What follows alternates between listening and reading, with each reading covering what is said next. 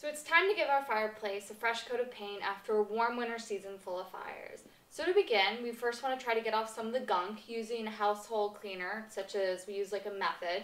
And once you've done that, let it dry and then come through with your protection. And as you can see here, we use a nice painter's tape to protect the fireplace, and then we also used a drop cloth to protect our hearth.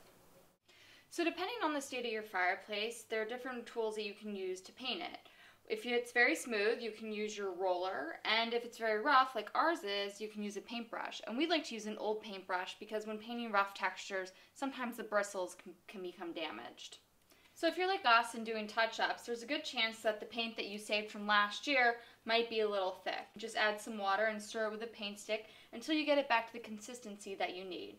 And if for some reason paint fumes bother you, you can always wear a respirator to keep the fumes away from your nose and mouth.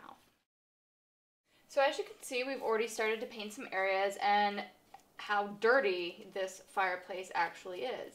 If for some reason you notice the smoke residue mixing with the paint, stop what you're doing and give the fireplace another clean. And just so you know, we're using a Satin Impervo paint by Benjamin Moore, which we really like because it has an enamel-like finish to it. When it comes to paint types to use, we recommend using at least a satin because it makes it much easier to clean. So satin, semi-gloss, or gloss are the way to go.